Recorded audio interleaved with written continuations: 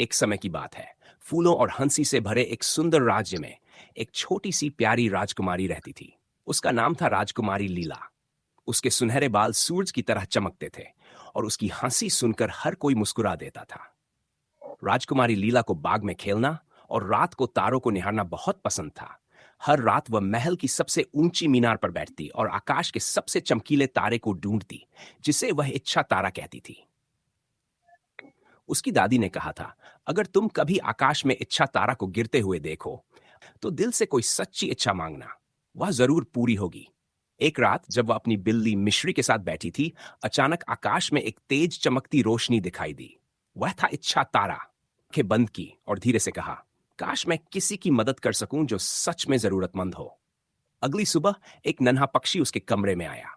राजकुमारी लीला, कृपया हमारी मदद कीजिए, चहचहाया पक्षी। हमारा जंगल बीमार हो गया है, फूल नहीं खिलते और जानवर दुखी हैं।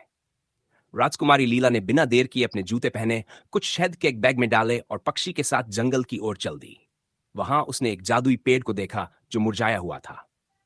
लीला ने सोचा शायद यह अकेला महसूस कर, तो उसने जंगल के सभी जानवरों को बुलाया, उनके साथ गीत गाए, कहानियां सुनाई और फूलों के सुंदर ताज बनाए।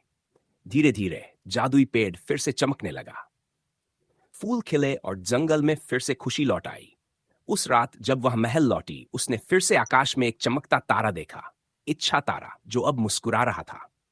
उस दिन के बाद राजकुमारी लीला को सब सबसे प्यारे दिल वाली राजकुमारी कहने लगे और वह हर रात मिश्री के साथ तारे देखती, अगली मदद के मिशन के लिए तैयार।